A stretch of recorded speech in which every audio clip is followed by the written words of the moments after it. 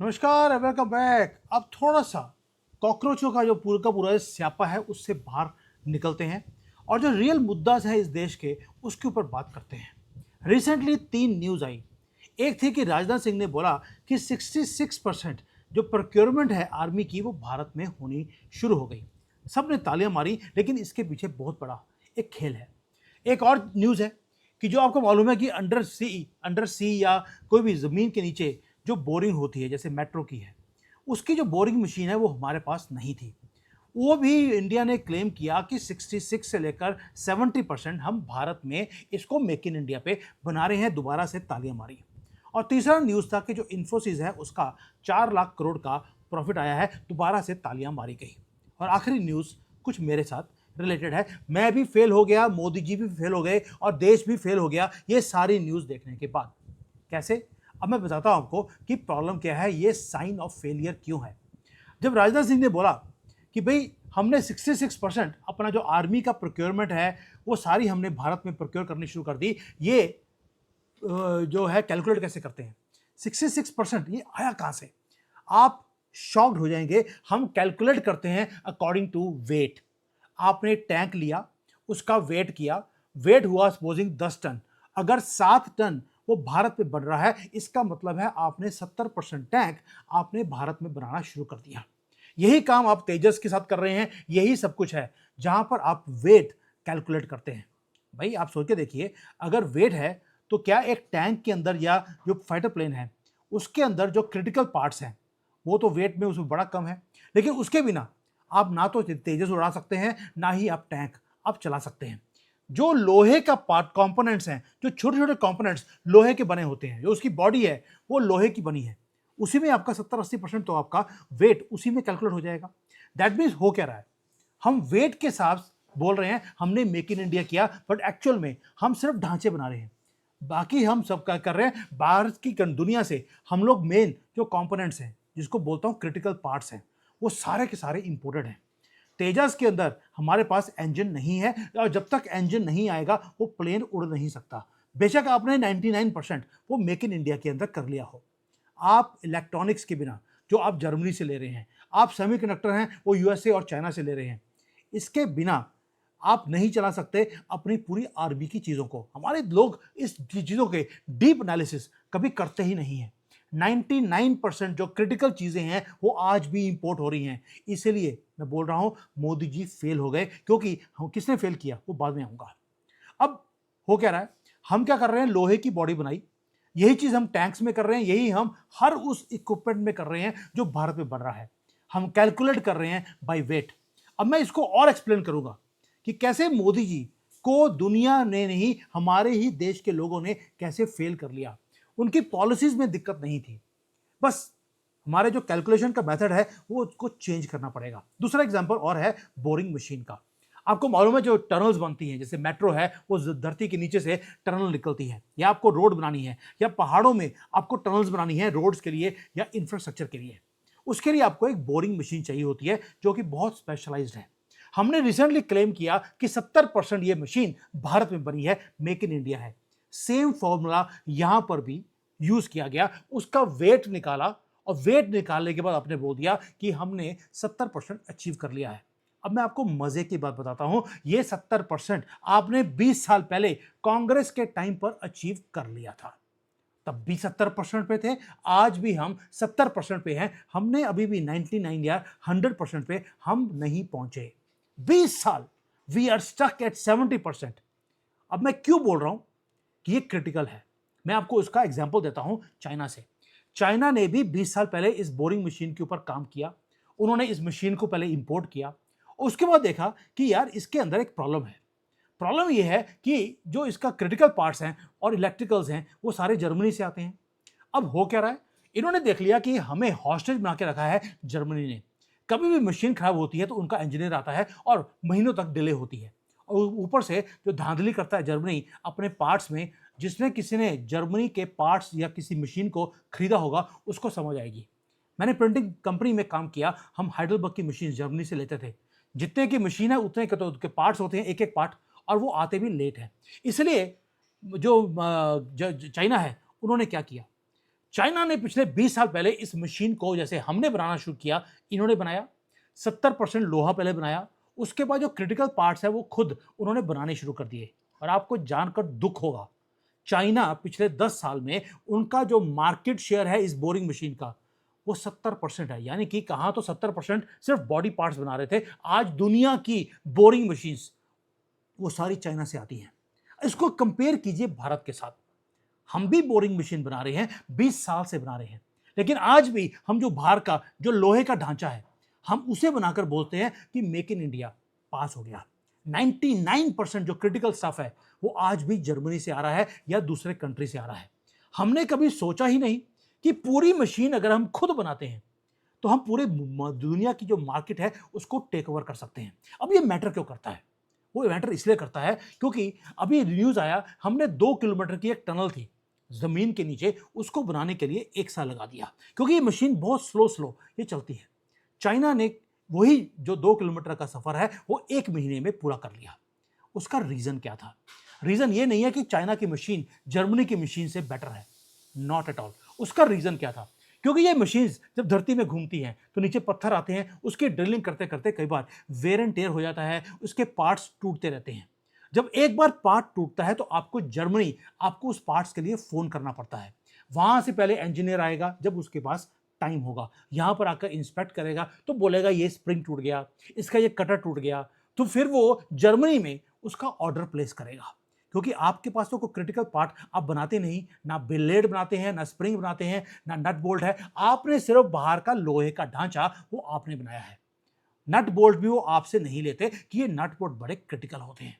अब ऑर्डर किया जर्मनी को, जर्मनी से वो पार्सल होकर वो बाय कोरियर आएगा, तब तक जो इनका इंजीनियर है वो आराम से यहाँ पे हॉलीडेज वो बना रहा है।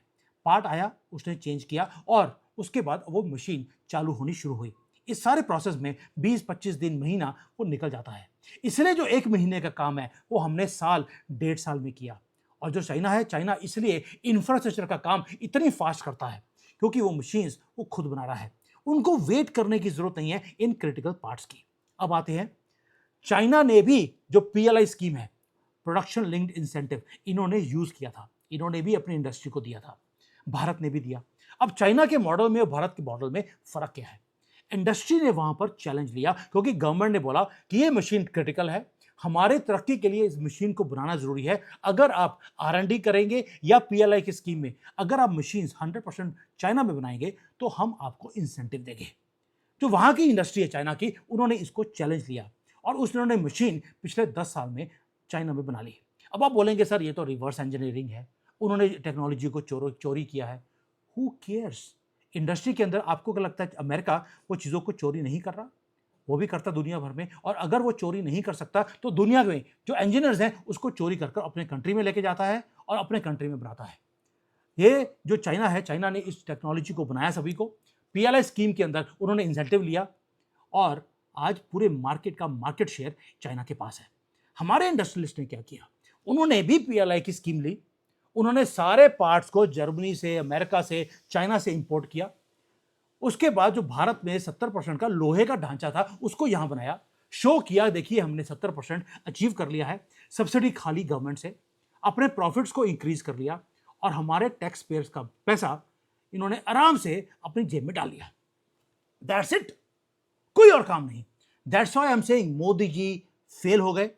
और ये फेलियर इसलिए नहीं है कि मोदी जी की स्कीम गलत थी, इसलिए क्योंकि हमारे इंडस्ट्रियलिस्ट वो काम करना ही नहीं चाहते, क्योंकि जीरो नेशनलिज्म है हमारे लोगों के अंदर। अब best example Modi ji fail कैसे हुए वो भी बताता हूं। इन्फोसिस का नाम आपने सुना होगा। मोस्ट पैथेटिक न्यूज ये थी कि 4 लाख करोड़ का प्रॉफिट हुआ। कैसे हुआ? ये डाटा सेंटर खोल के बैठे हैं यहां पर, सॉफ्टवेयर इंजीनियर्स को डाटा एंट्री के लिए इन्होंने लगाया हुआ है, या कोडिंग किसके लिए कर रहे हैं? भारत के लिए नहीं, ये अमेरिका के लिए कर रहे हैं। उसके बाद प्रॉफिट आया, प्रॉफिट का किया क्या? 95% इन्होंने डिविडेंड में बांट दिया। अब ये डिविडेंड किया किसके पास? खुद के पास शेयर्स हैं, अपने आप को डिविडेंड दिया, काम खत्म। R&D के ऊपर 0% या आधा परसेंट, 1% इन्होंने R&D के ऊपर लगाया है। वही पैसा जो ये अपने कंट्री में एप्स को डेवलप करने के लिए लगा सकते थे वो नहीं किया।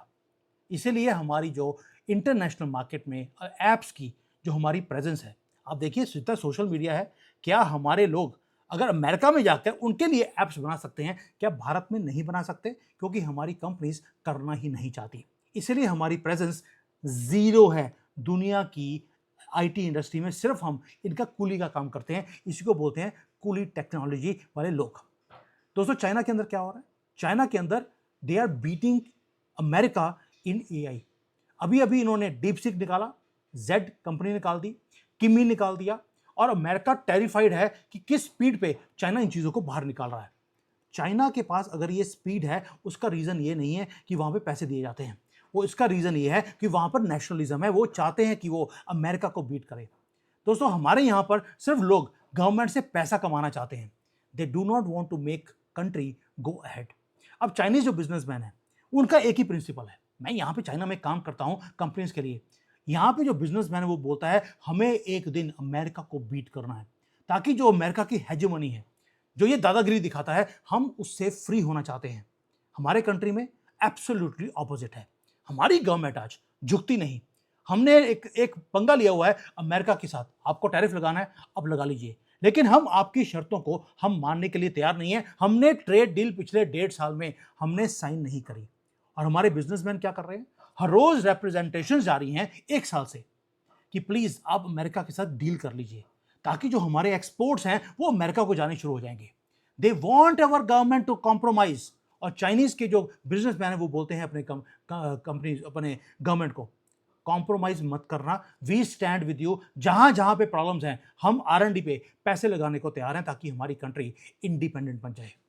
दोस्तों, हमें लानत आनी चाहिए ये चीज़ें देखकर, हमारी कंट्री के जो लोग हैं वो कैसे हमारी कंट्री को वो नीचे लेके आ रहे हैं। अब मैं आपको इसके बाद एक और एग्जांपल देता हूं। अगर आप मेरी वीडियोस को फॉलो कर रहे हैं, आपको याद होगा मैं एक साइंटिस्ट थे अमेरिका में, अरुण जलोटा जी। उनके पास 5-6 टेक्नोलॉजीज हैं जो उन्होंने डेवलप करी। मैंने वीडियोस भी बनाया और मैंने ओपनली बोला था, ये आदमी आपको, ये जो साइंटिस्ट हैं, रिस्पेक्टफुली बोल रहा हूँ, 78-75 ईयर्स के हैं वो, उन्होंने बोला मैं सारी technologies free of cost Bharat को देना चाहता हूं। आप इसके साथ आप प्रोटोटाइप्स यहां पे सैंपल्स आप बनाइए और भारत में इसको बेचना शुरू कीजिए। उसके बाद क्या हुआ? Nobody came forward. सबने बोला कि यार हम पैसे नहीं लगाएंगे, आप सैंपल बना लीजिए, सैंपल बनाकर हमें दे दीजिए कि कैसे इसको यूज करना है, कैसे बनाना है, उसके बाद हम इसको बनाना शुरू करेंगे और बेचेंगे। मैंने अरुण जी को बोला, 1 साल वेट किया हमने। मैंने 1 साल के बाद उनको खुद बोला, अरुण जी, ये इंडियन बिजनेसमैन को भाड़ में जाने दो, let's not waste our time on these people. मैंने चाइना में बात करी, चाइना ने 1 दिन में मुझे बोल दिया कि हम इस प्रोटोटाइप को, सैंपल्स को बनाने के लिए तैयार हैं, हम खुद अपना पैसा लगाएंगे। मैंने उनको बोला कि चाइना एक दुश्मन कंट्री है, हम इस टेक्नोलॉजीज को चाइना में नहीं देंगे। We went to American companies. भारतीयों ने तो कोई हाथ पकड़ा नहीं। अब अमेरिकन कंपनीज ने वो सैंपल बनाने शुरू कर दिए हैं, अगले 2-3 महीने में वो सैंपल आ जाएंगे। उसके बाद जिसने सैंपल बनाया है उसको वो पूरे दुनिया में वो बेचेगा और पैसे कमाएगा। वो चीज जो भारत में आ सकती थी वो नहीं आई, क्योंकि हमारे बिजनेसमैन क्या बोलते हैं, आप सारा काम करके हमें दे दीजिए। अब प्रोटोटाइप बनना शुरू हो गया, आपको पता लग गया। अब जो हमारे बिजनेसमैन है वो क्या कर रहे हैं, वो ये बोल रहे हैं, सर प्रोटोटाइप आपका सैंपल बन गया है, आप एक काम कीजिए, आप प्रोटोटाइप का सैंपल जो है उसका डिजाइन है वो हमें दे दीजिए, हम भारत में बनाएंगे, भारत की तरक्की होगी। क्योंकि तुस्सी भी इंडियन, अस्सी भी इंडियन, अब परा अब भरा भरा हो गया है ये। और पहले क्या हो रहा था, भाई हम R&D पे पैसे लगाएंगे, अब R&D के पैसे भी आप ही दे दीजिए, बाकी आइडिया भी हमारा, सैंपल भी हम बनाएं, पैसे भी सैंपल बनाने के हम दें, और जब माल बनाकर बेचना है वो खुद बेचेंगे। और हम तुस्सी कौन भाई, हम तो यहाँ पे बना रहे हैं तो पैसे भी हम ही कमाएंगे। This is how Modi has failed. ये देश भी फेल हो गया, मोदी भी फेल हो गए, और आखिरी में बताता हूं मैं कैसे फेल हुआ।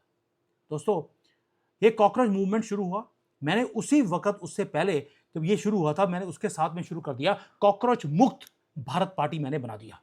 सिंपल फॉर्मूला था कि यार इस देश के एक्चुअल कॉकरोचेस यूथ नहीं है, वो कॉकरोचेस है जजेस, जिन्होंने कॉकरोच वर्ड को निकाला, जो हर रोज जिहादियों को बेल दे देते हैं, ये बोलकर हमें जो अच्छा लगा हमने कर दिया। ये है कॉकरोचेस। और उसके बाद दूसरा कॉकरोच है इलीगल्स, जो भारत में 10 करोड़ बैठे हैं। जब ये कॉकरोच बाहर निकलेंगे, आपकी गंदगी यहां से साफ हो जाएगी। और तीसरे कॉकरोचेस हैं हमारे पॉलिटिशियंस, जो ये सारे कॉकरोचेस को, जो इलीगल्स आए हैं, इनको सपोर्ट करते हैं। और आखिरी है हमारा बिका हुआ मीडिया और सोशल मीडिया पे ऊपर जो इतने बड़े बड़े इन्फ्लुएंसर्स आजकल कॉकरोचों को सपोर्ट कर रहे हैं। जिस दिन आपने ये 4 कॉकरोचों को सफाई कर दी, आप ये समझ लीजिए आपको पीछे मुड़कर देखने की जरूरत नहीं है। अमेरिका आपके पास आएगा, आपको अमेरिका के पास जाने की जरूरत नहीं है। इन 4 कॉकरोचों के अगेंस्ट मैंने कॉकरोच मुक्त भारत पार्टी मैंने बना दिया। अब मैंने पहले बोला था मुझे पैसे नहीं चाहिए, मुझे सिर्फ रियल वर्किंग हैंड्स चाहिए जो वेबसाइट बना सकते हैं, जो सोशल मीडिया के ऊपर वीडियोस को एडिट कर सकते हैं। सिर्फ 2 चीजें मैंने बोला कि मैं खुद अपना टाइम निकालूंगा, मैं कंटेंट बना के दूंगा, बस थोड़ी सी एडिटिंग करनी है जिसमें 5-10 मिनट लगते हैं और बनाकर उसको सोशल मीडिया पे पोस्ट करना है ताकि हम काउंटर कर सकें इन सारे जो सो कॉल्ड नए नए कॉकरोचेज आए हैं। बट मुझे दुख हो रहा है, अनाउंसमेंट भी कर दिया, 20 लोग सामने आए, 99% उनमें से नॉन एग्जिस्टेंट है। वो कुछ करना ही नहीं चाहते, बस अगर मीटिंग भी करते हैं हम लोग हफ्ते में, आते ही नहीं है। दोस्तों, इस तरह से हम अपनी कंट्री को फॉरवर्ड लेके जाएंगे? भी नेशनल प्राइड नाम की कोई चीज नहीं है, ना ही हम अपनी कंट्री को आगे लेके जाना चाहते हैं, ना ही हम किसी को अवेकन करना चाहते हैं। कोई भी अपने कंट्री के लिए 10 मिनट भी हर रोज के देने के लिए तैयार नहीं है। इसलिए आज मोदी जी भी फेल हो रहे हैं, हमारी कंट्री भी फेल हो रही है। लेकिन इस सारी चीजों के लिए रिस्पॉन्सिबल कौन है? रिस्पॉन्सिबल हम हैं, मोदी नहीं है। हम हर रोज मोदी को बोलते हैं तुमने ये नहीं किया, तुमने वो नहीं किया। भाई हम पहले अपने गिरीबान में तो झांक कर देखें, हमने क्या किया? क्या हमने लीड लेने की कोशिश करी? अगर आपने लीड नहीं ले सकते या आप नहीं लेना चाहते तो एटलीस्ट जो लीड ले रहा है उसको सपोर्ट तो कर दीजिए। वो बंदा है मोदी जो लगा है देश को बचाने के लिए और आगे लेके जाने के लिए। मैंने भी लीड लेने की कोशिश करी जैसे मोदी जी ने करी थी, मोदी भी फेल हो गए, मैं भी फेल हो गया। तो दोस्तों, इसलिए मैं आपसे सिंपल क्वेश्चन पूछता हूं, अगर ये सारे लोग जैसे अरुण जलोटा जी हैं, वो सारी टेक्नोलॉजी देने को तैयार है, लेकिन हमारे लोग लेने को तैयार नहीं है। वो लेने को तैयार तब है जब बिल्कुल खीर बन गई, खाने के लिए आ जाएंगे, लेकिन उससे पहले खीर बनाने का काम ये को करना चाहता ही नहीं। अगर हमारा देश फेल हो रहा है तो please ask yourself, who is responsible for all this things? जो कुछ दिल्ली में हुआ, क्या उसके लिए मोदी रिस्पॉन्सिबल है या हम रिस्पॉन्सिबल है? जिन्होंने अपने टाइम के ऊपर कभी आवाज उठाई नहीं और जिन्होंने उठाने की कोशिश करी, हमने कभी सपोर्ट ही नहीं किया। मैं आज भी बोलता हूं, कॉकरोच मुक्त भारत बनाना है तो प्लीज कम फॉरवर्ड। मुझे आपसे कुछ नहीं चाहिए, ना पैसे चाहिए। मुझे लोग बोलते हैं सर आपको पैसे देने के लिए हम तैयार हैं। मुझे एक बहुत बड़ा ग्रुप है, उन्होंने मुझे अभी ईमेल किया, मैं उनका नाम नहीं लूंगा। उन्होंने बोला वी वांट टू, उनके जो पीए हैं उन्होंने बोला मेरे चेयरमैन बोलते हैं हम आपको सपोर्ट करना चाहते हैं। मैंने हाथ जोड़कर बोला है प्लीज ये काम बंद कर दीजिए। मुझे सपोर्ट करनी है तो सपोर्ट कीजिए इस तरह से ताकि जो लोग हैं आपके पास, कोई भी सोशल मीडिया के जो एडिटर्स हैं, वेबसाइट को चला सकते हैं, मुझे इन लोगों की जरूरत है जो एक्चुअल में देश के मुद्दों को लेकर आगे जाएं। ये 4 कॉकरोच जिस दिन आपने रिमूव कर दिए, या जिस दिन ये 70% से अब 100% प्रोडक्शन भारत में करने लग गए, उस दिन ये देश तरक्की करेगा। वरना मोदी रोज फेल होगा, ये देश रोज फेल होगा। उसके लिए हमें ही जागना पड़ेगा। ये है मुद्दे। कॉकरोच जो पार्टी है वो मुद्दा नहीं है, दे आर इररेलेवेंट। वो आजकल वो दीपके कहां गया? वो बैठा है कहां पर? कपिल सिब्बल के घर में। उससे पूछ रहा है कि मेरे ऊपर जो लीगल प्रोसीडिंग शुरू होने वाली है देशद्रोह की, उससे मुझे बचना कैसे है? और उसको बचा के ले जाएगा कपिल सिब्बल जैसा दल्ला। क्योंकि दल्ले का काम ही ये है कि जितने भी देशद्रोही हैं उनको बचा के लेके कैसे जाना है। और बचा के क्यों लेके चले जाएगा? क्योंकि वो लेके जाएगा उस जज के पास अपने केस को जहां पर उसे बेल मिल जाएगी और केस रफा दफा हो जाएगा, क्योंकि जज भी 15 करोड़ लेने के लिए तैयार है। ये कॉकरोचेज हैं 4 जो मैंने आपको इन्फॉर्म करे, प्लस हमारे बिजनेसमैन जो बेवकूफ बना रहे हैं दुनिया को, बेवकूफ बना रहे हैं गवर्नमेंट को, पीएलआई स्कीम में पैसे खा रहे हैं और 70% पे 20 साल से आज तक हम 70% पे फंसे हुए हैं। हम 100% कोई भी चीज बना नहीं पा रहे। उसका रीजन हमारे अंदर नेशनलिज्म नहीं है। अगर कोई नेशनलिस्ट वाकई में जो बोलता है कि मैं नेशनलिस्ट हूं, मैं सनातनी हूं, मैं ये करना चाहता हूं, मैं देश को आगे लेके जाना चाहता हूं, तो आइए, आपको मैं मौका दे रहा हूं, come forward, I am ready to spend time with you. कुछ तो करो यार। एंड मोदी वहां पे लगे हैं अपना काम करने के लिए, मैं आपके साथ मिलकर काम करने को तैयार हूं। और as far as product are concern, Arun ji ने अपने सैंपल्स अमेरिका में बनाने शुरू कर दिए और जब वहां पे सैंपल निकलकर बाहर निकलेंगे उस दिन मैं चाहूंगा जो जो बिजनेसमैन ने हमें अप्रोच किया था कि आप सैंपल बना के हमें दे दो, बाकी काम हम कर लेंगे, मैं चाहता हूं कि वो खुद अपने मुंह के ऊपर थप्पड़ मारे कि ये मैंने अपने साथ क्या किया। थैंक यू, जय हिंद एंड वंदे मातरम।